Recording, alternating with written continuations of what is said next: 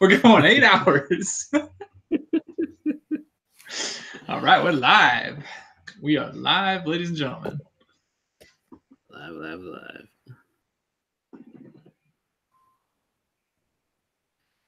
I just got a notification that we're live. Sweet.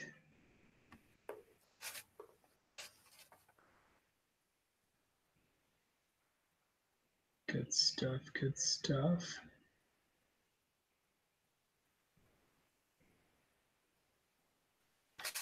So, what'd you think of the race on Saturday? I unfortunately didn't get to watch it, but I realized that I followed along online, and as terrible as it is, like, people just love to hate Kyle Busch. And so when Martin Truex wins, everybody likes Martin Truex. I almost start to feel like, and sometimes in NASCAR, Martin Truex is actually the new Dale Earnhardt, like, or like the new Jeff Gordon. He's like the lovable one that people like, and he has like that Cinderella story and everything. And then Kyle Busch is just the one that everybody loves to hate because he just wins all the time. So it's weird because Truex wins, and everybody's like, I'm glad Kyle Busch lost. And it's like, that's not the point. And that it was weird because everybody liked the race. And then, like I said, I didn't get to see it, but it only had apparently like 4 or 5 lead changes. I guess it wasn't much. So everybody complains that we're not having a lot of lead changes. There's no passing. But you get only like 4 or 5 lead changes in Richmond, and everybody's like, it was the best. And I'm like, this is very oxymoronic. I'm not quite understanding what the fans want, but I'm satisfied with however it's been. I mean, I like Kyle Busch, and I know he didn't win, but I like Martin Truex, and I'm glad that he won. So I guess let's take it as I leave it. What do you think? What were your thoughts? Well, I was glad Logano didn't win. That's okay. So yeah, there we go. He came really close though. Yes, I know. He was only like what 0.2 a second behind or something like that, or well, 2/10. He had run third there for quite a while, and then I think it was like with 10 or 15 laps to go, he just took off. You know, okay. And started charging to the front, and if there had been another lap, he would have definitely won the race. So kudos to Martin Truex Jr. for holding off Logano for the last 2 because he was there.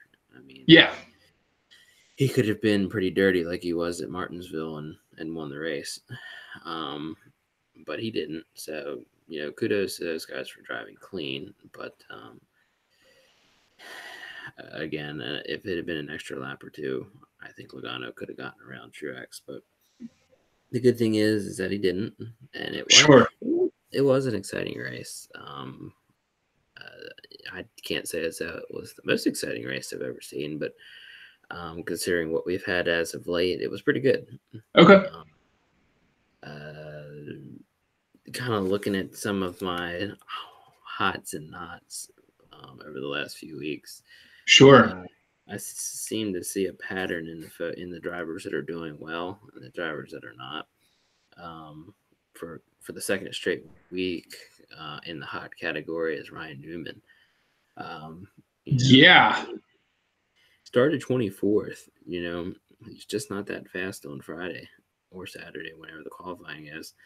But he came up 9th. Now, I know that's not like spectacular, and he didn't win a stage or anything, but 9th is pretty good for starting 24th and running a Jack Roush car, or particularly a car that hasn't had much success at all in the last few years.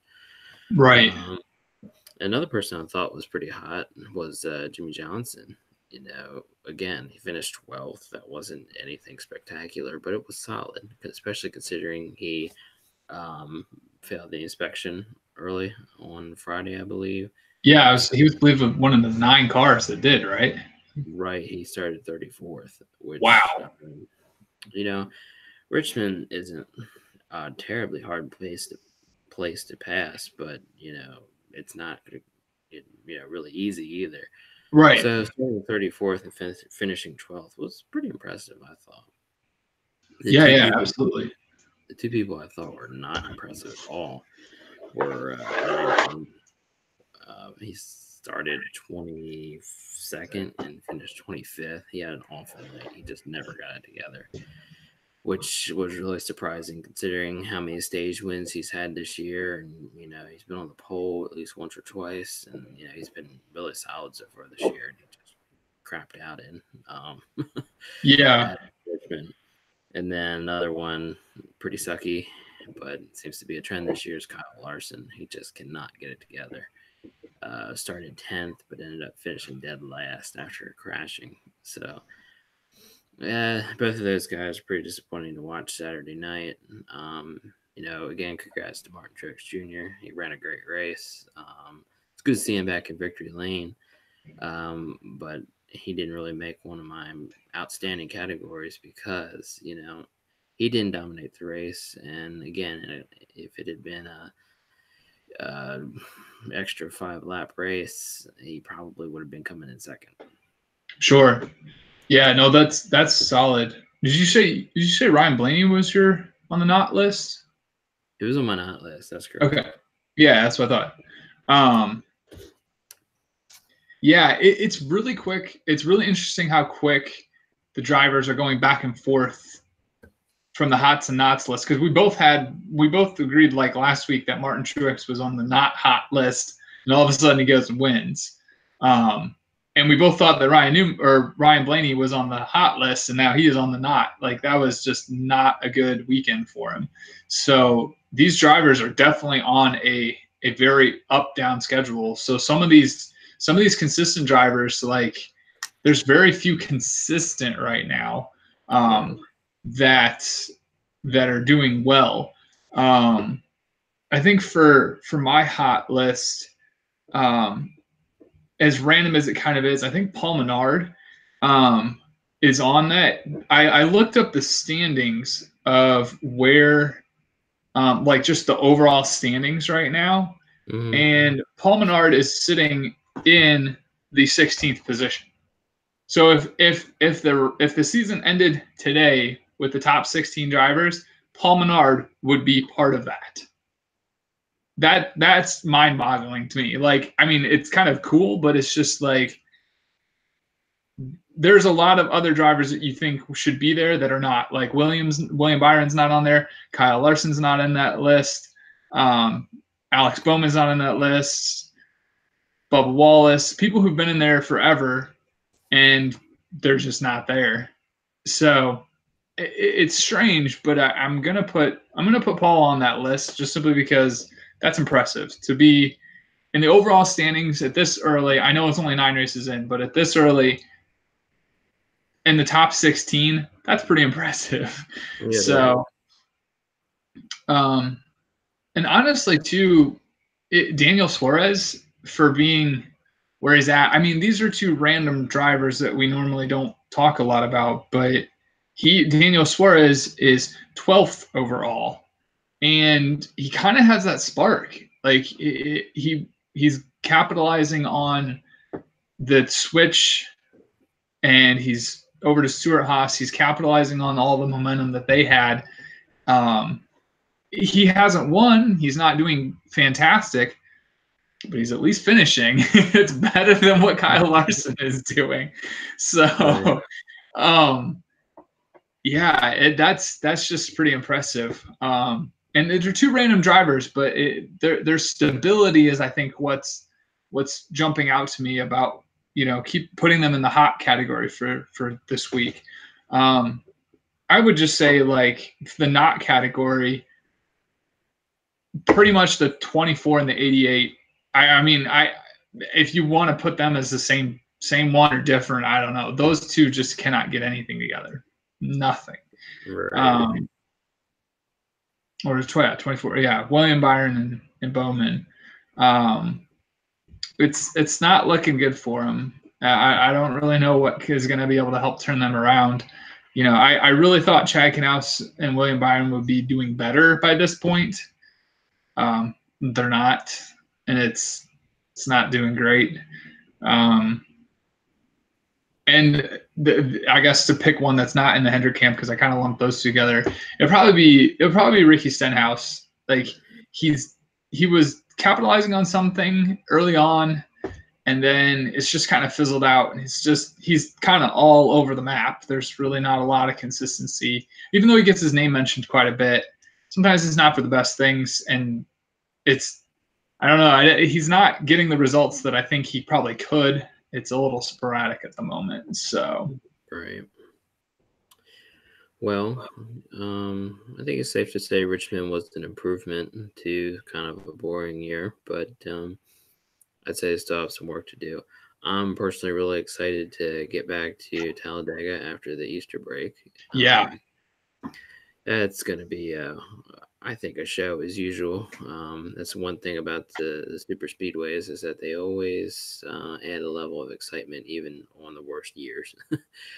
yes, So definitely looking forward to getting back there. And we'll make our picks next week for that race. sure, But that track is always such a hard place to try and pick who the winner's going to be, because it's one of the few tracks that all 37 or 38 or 40 drivers have a chance of winning. yes, yep, I've seen Kyle Busch literally, I think it was in the nationwide race back then, literally got his whole left rear fender ripped off ripped off in one of the big ones. The guys taped it up, did the best they could, and got him back out there, and that car was just as fast as ever because of the draft. sure, Again, it was back in the days of the 2-car tandem, which I wasn't really a big fan of back when they were racing that way at the super speedway tracks, but now I kind of miss it. I kind of liked that 2-car tandem. yeah, So, aerodynamics are important, but when you're in the draft, you can go anywhere. And I think as David Reagan and David Gilliland can prove back in 2013, when you get 2 cars, and they might not be the best cars, but if you get 2 cars together, they can go at the front. yeah, And yep, that's the dynamic that Talladega and Daytona offer that I really, really love. I even on, like I said, on the worst of years, I still get excited to see those two tracks show up on the schedule. yeah, And that was the interesting point I saw. I think it was I can't remember, it was Joey Logano or Dale Earnhardt Jr. that made this comment on social media, but they said that they should make Daytona the last race of the year. I think it was Dale Earnhardt Jr. I saw it on NBC Sports. He said that Dale Earnhardt Jr. recommended making Daytona the starting race of the year and the ending race of the year. Can you imagine the championship going to Daytona? All 4 of those guys racing for the win at Daytona. yes, I think that would be exciting. But personally, I don't think it would work with the format that we have right now, because it would probably be too much of a disappointment for a lot of people. You run a solid year all year, you get yourself in position and get to the end, and then you get to Daytona, you're in the championship 4 fighting for a championship, and Ricky Stenhouse does one of his stupid routine moves there and yes, 16 cars and you're in it. It would be unfortunate for your whole season to come down to that. yeah, So that's really my only beef with Daytona being the last race of the year. Otherwise, I think it would be very exciting, but frustrating as a team owner or particularly a driver, to perform all year, get to Daytona at the end of the year, be in the championship 4, and on lap 25 get wiped out by a crazy driver. right. That would be really unfortunate. I wonder if there's a way that they can modify the schedule, or not the schedule, but the point system, so that the championship 4 come in with additional points or something, so that if they were to be in a wreck, if they got back out there and ran laps, they would be eligible to continue collecting points. I don't know what the answer would be to that. And it's probably one of the reasons why they've never gone to Daytona for the end of the championship season. Sure. But while Daytona may be a little too extreme, I think Phoenix is also on the opposite end of the spectrum, and it's way too boring. Yeah. Charlotte is like the home of NASCAR, and I really feel like Charlotte would be a great place to end the year. Not at the stupid Roval, but at the normal Charlotte. Right. Track. Yep. Charlotte's fast. It's a good track. It's an exciting track at times. A lot of times, it actually is exciting. And where better to finish the year than at home? Yeah. It's one of my favorite tracks, so I think it would be neat to go to Charlotte. But as much as I dislike Joey Logano, he made a really good point one day. I saw on one of the NASCAR social media pages. He said that the Super Bowl moves stadiums every year. Yes. Yep. The championship race every year to a different track. And that's actually a better idea than making it, one good track. Let's 1 year take it to Dover, 1 year take it to Charlotte, 1 year take it to Darlington would be awesome to end the season in. And yeah, maybe even try Daytona sometime. Sure. That would add an interesting dynamic. It probably would give a lot of the guys that don't usually get a chance to run for the win a good chance to win that race, because the championship 4 would be riding around the back just trying to stay safe. As I say, that's exactly what they'd be doing. Yep. Is they'd be riding around until the very end, probably like 15, 20 to go, and then they're going to start making their move, trying to wiggle their way through the traffic just to get up, just to beat the other guy. And I think that's the hard part. Is it's like, I don't remember how all the championship formats worked prior, but having the way that it is currently over the last 3 years, especially, it's always been that the last race of the season at Homestead, all the other drivers just let the 4 of them just run out front and try to deal with it. There's not a lot of like, it's those 4 and then the rest of the race. There's not actually racing amongst the 4. And like I think I completely agree. If you get like a Talladega or a Daytona in the season, those 4 will either try to get out front as soon as possible, qualify crazy, or qualify and then do something intentionally to put themselves at the back of the field, to just run the back of the field until the big one happens, 3 times, and go to the front, because at that point, all they got to do is finish better than the other 3 that they're versing. So maybe that might make it more interesting. Like you said, I don't know. I do think the switching of the tracks would probably be the best. It would be cool to get, a Talladega and then, a Dover, like you said, or a Charlotte, and switch them all up. Obviously, try to stage it to wherever it is, you can get fans, and it's not going to be, the weather's not going to be too crazy. You can't really probably do Michigan in November, but if you shorten the season, that's possible, and you get less. You go to each track once, or different tracks throughout the season with a shorter season instead of multiple times to multiple tracks.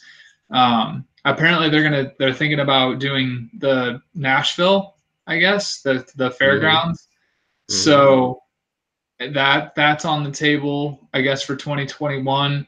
I mean, if that's the case, then like you said, what's the one that you always want to go back to? Rockingham, I believe, is what you always toss it there, toss it back to all the tracks they don't go to, and then do just one time around, and then each season just ended at a different place, probably in the southern states, of course. But even if you did 28 races out of the year, and that I think would still be plenty sufficient for most fans. So, right. Some good points. Well, going forward, any early predictions on who you think is going to be in the championship for this year? It's interesting because, NASCAR has a very strange, tentative playoff thing. I was looking at it before we started, and they've got who they predict is going to be in it, and their picks are interesting. I mean, it makes sense, but one of the surprises that they have Kevin Harvick pretty high, and obviously he's the closer, so he could do definitely better throughout the rest of the season. But right now, he's not like he's not on fire, so he's not doing the best. Right.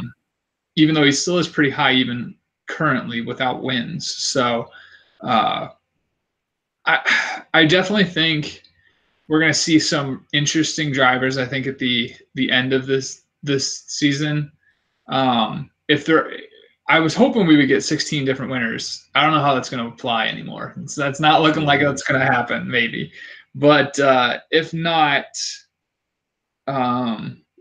I really see a huge fight for at least 12 through 16, those last 4 spots. Like, hopefully Chase can get a win here soon. Hopefully Ryan Blaney can get a win.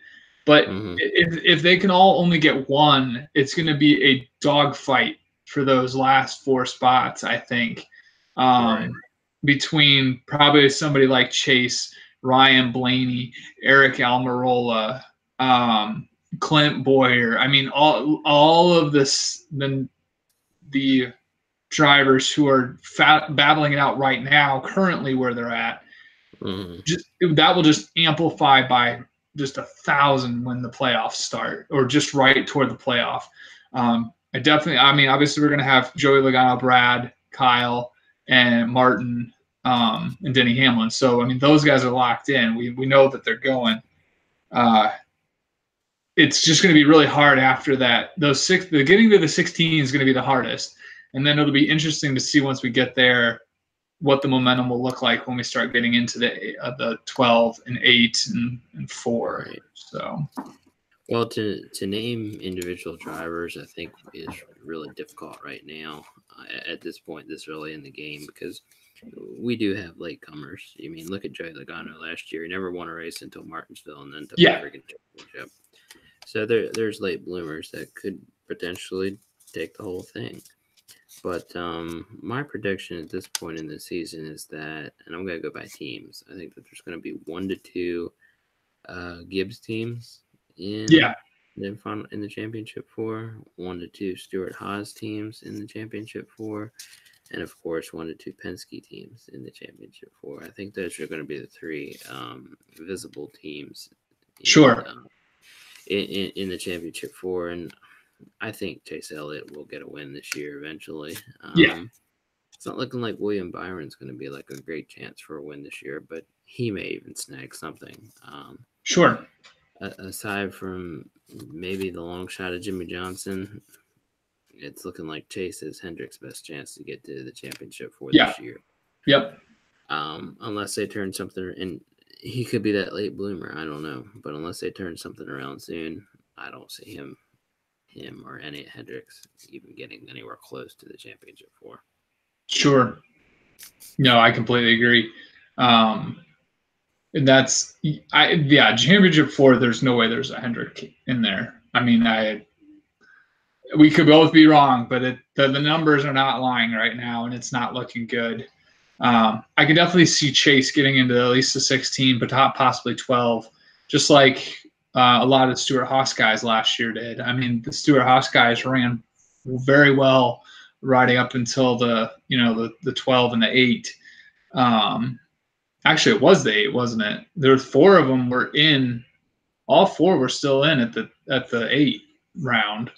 And then, it's going to be interesting because, like I said, those getting to that final 4 is definitely going to be a Penske, a Gibbs, and a Stewart-Haas for sure. But will it be Harvick? I'm not sure.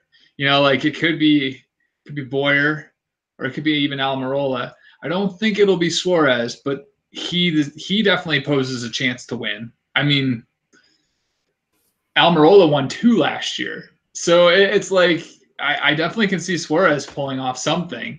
Sadly, I'll take my chances on Suarez before I say a Hendrick car will win. So unless it's Jimmy Johnson, if you take Jimmy Johnson out of the equation, then maybe Suarez would definitely win over Byron. Or no, sorry, Elliott. If you take Elliott out of the equation, I think Suarez could still beat Johnson, Byron, and Bowman. So right. Well, before we wind this up for the night, I see we have a couple viewers on. I'd say we open it up for any questions or comments. Yeah, absolutely. Let's do that. I'm gonna jump on the stream. While we wait for any questions or comments, we are coming up on Dover. Are you going to be making the journey up to Maryland or Delaware for Dover this year? I don't know yet. Let me see what's our schedule looking like. We've got Dover's on 5-5. I don't think I'll make the 5-5. I don't think I'll be able to make that race, but we'll definitely have to plan for the fall. Try to go in October. It is the nice thing about the Dover track is that, they do come there twice a year, so I get two opportunities to go. I'm actually looking at going to the Star Wars night at Camden Yards on the 4th. I might not even make it to Dover this year either. That is cool. They're going to have a Star Wars night on? Well, that makes sense. I know it's May 4th, but that's May 4th, yeah. That's awesome. That'll be fun. Yeah, they're handing out little Jedi bobbleheads. You gonna try to get a Rey one? Unfortunately, it's the Oriole bird. Oh, okay. Dang. Well, I tried. You tried. Is it an orange lightsaber? Are they gonna like? I believe it is. On the okay. On the bobblehead mascot, I believe so. That's funny. Speaking of that, did you see the? Actually, we got a comment coming in. Yes, I think NASCAR would be better with less races and no chase, so every race matters and points only in the top 15. Monaco McLaren. Yes, I agree with that. Shorten the races, get rid of the championship. It doesn't make a lot of sense because, like I said, for the last 3 years, we've only had 4 cars just running around in circles out front. It doesn't put a lot of heat on the rest of the reason why the rest of the 36 cars are on the track. Right. So. No, and that's an awesome point, and it's something we've been saying for a while, on the show and, just in personal conversation is, these guys finish 10th and they're like, oh, it's a good day because they're looking at the championship, Yeah. Yep. And that's okay, but it takes so much emphasis off of the competitive aspect week in and week out that, you can run, 15 or 16 races out of the year. Nobody even cares because, look at Joey Logano. He won Martinsville and then won the freaking championship. What about all those races that Kevin Harvick won before that? And he's not even like a real threat at the championship for. So, yeah, no, I think a much larger emphasis on, doing well week in and week out would be awesome. Yeah, I completely agree. There's got to be a reason why you're racing, not just every week, but having a purpose to placing where you place every week. Because if you're gonna have a season of like even with a shorter season, if you're only gonna have 20 races, there's got to be a point to having each individual race. And then having not a championship, but having a purpose behind that. Like you finish well, there's got to be a reward for winning more so than just the longevity of it. Right. So. Well, I'm a big fan of local races, like local dirt track races. And, I go to them fairly often. And, those guys, yes, they do race for a championship also, but when you watch those races, those guys race their hearts out every Friday night, or Saturday night, whenever your local track has a race. They race their hearts out for a fairly small purse and a $20 trophy. But they do it because they love racing and they want to be the best. And, that's where NASCAR's roots lie. And that's where the biggest disconnect from NASCAR's history is right now with the current sport and what it used to be is the guys just they don't have that true racing spirit anymore. It's such a long drawn out season, big money teams that, if they come in, they make the chase, they, finished 10th in the point standings. They still collected their millions. They're all right. They move Yeah. on. Yep. Whereas old time NASCAR or your local short track, if you don't win enough races, you're probably not going to come back next year. Yeah. And it's hard too, because like the passion is what sometimes makes up the difference between a hobby, a sport, and a job. Like the guys who have a passion for it, they're the ones going to the short tracks, driving week in, week out. And that's entertaining to watch because of that reason. Those are your success stories of like, they put food on the table, but every last cent after they put food on the table goes right to their race car. Like those are the types of people that you want to root for because you can relate to them. Right. These NASCAR drivers, you want to be them, but I don't think a lot of people understand how and what it takes to get there. It is all politics. I mean, I've worked with race car drivers. I've worked with helping them market and sponsor themselves, and it is a cutthroat industry where you don't have to have the talent. As long as you bring the sponsors, you can do whatever you want. And it's as soon as you stop performing, you're done, even if you have the sponsor. So the sponsors will jump ship to the next best available option, because it's all about the dollars at that point rather than the passion. Even if you had passion, and I think that's what some people also don't understand too, is if you're trying to get up into those ranks, that might not be the best option for you, because you're going to have to sacrifice a lot, and you might actually miss the whole reason of why you started racing in the first place. I mean, some of these guys getting back in their dirt cars, like I'm curious to see how they perform against some of these local short track guys. I'm sure the short track guys could absolutely destroy some of these NASCAR drivers if they got on the dirt. Even Kyle Larson. Kyle Larson came from dirt. That's probably where he would probably still do better. And I would imagine that some people could still easily beat him. Right. But they just don't have that opportunity. So. Right. Well, I think you saw that with somebody like Casey Kane too. He goes back to the dirt track and slays. He hits the NASCAR track and finishes terribly every week. Yeah. Some drivers have their knack, some don't. But I'm going to send a big amen to Monica McLaren here on the NASCAR is trying to be NFL. That is so true. Not only with the big money and sponsorships, but also, they even changed the language of the chase to the playoffs. Yeah. Personally, I've become a big fan of the NFL in recent years because I like the game of football. But NASCAR is not football. Don't Correct. make it a ball sport. It's always been something different, and it should remain something different. Don't just put the same name on it to make it seem like it's the same thing to attract the fans, because it's not working. But first of all, I don't think the chase should even be a thing. But they always used to call it the chase. Every sport has their own, build up to a championship.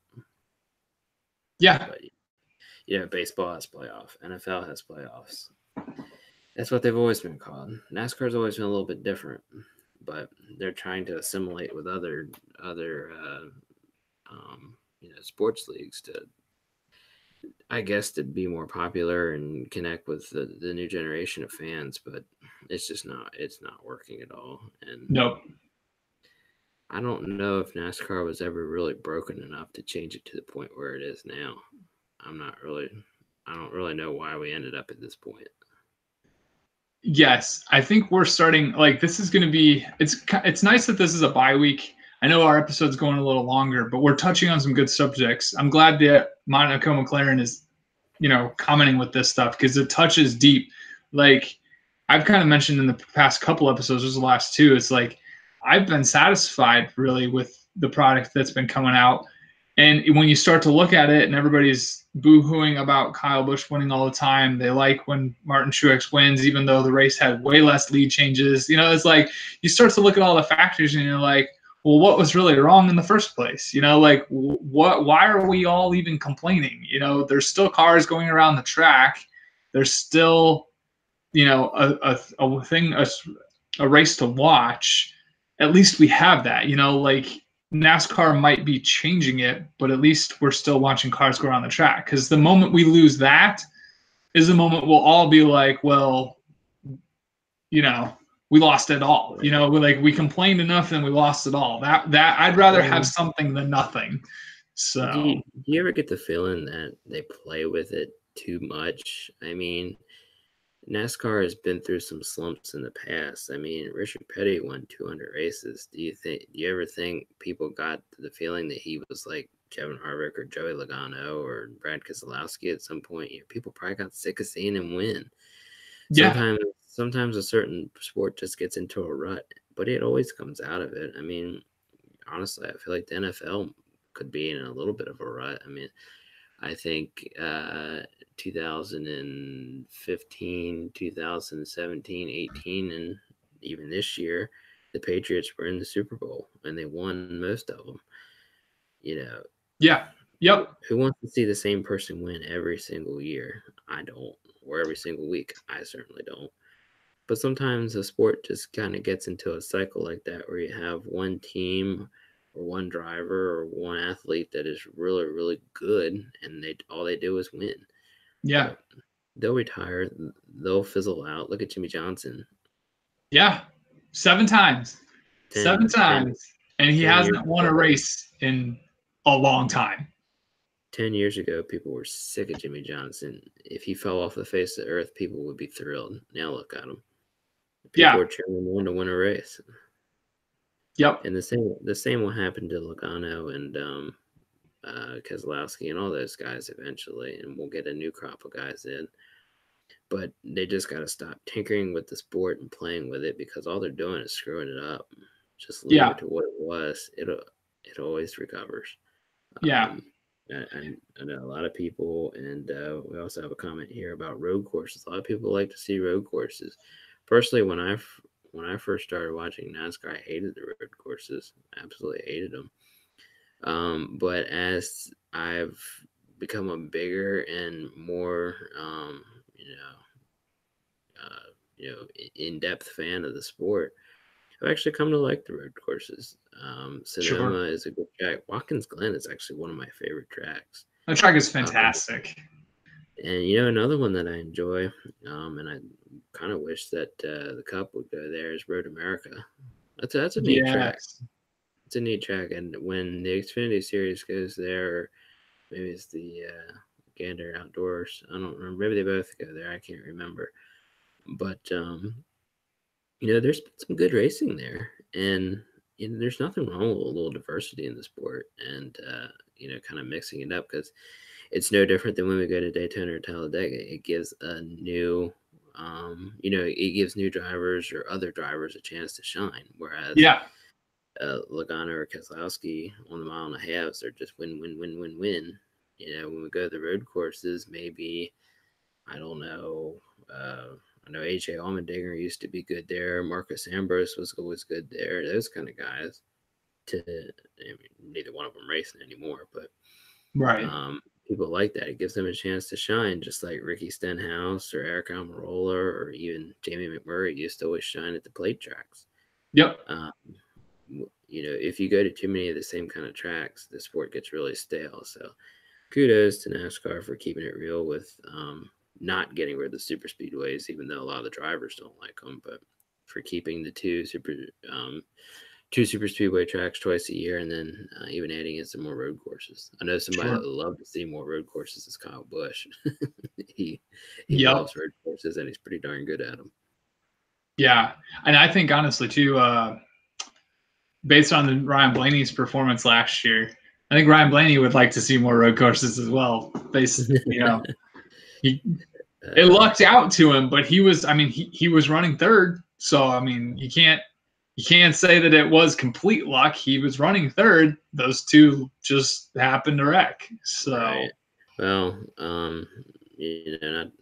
not to hate on the Roval, but there's so many good road course tracks out there that I wish they would kind of just leave Charlotte alone. And,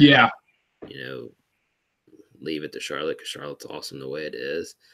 There's a lot of good road courses out there. Let's go to them. Let's not don't mess up a track that's already good. Go to another road course that we haven't even been to. Yeah. And We got like you said, Road America. You even have the Circuit of the Americas in Texas now. You've got Watkins Glen. You've got Mid Ohio. Would be fantastic to go to.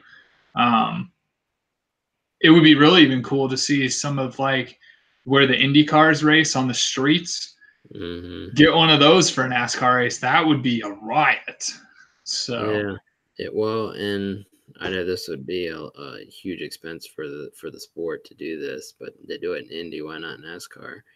I know NASCAR is an all-American sport, but there's so many cool tracks over in Europe. Let's take NASCAR out of the country for a change.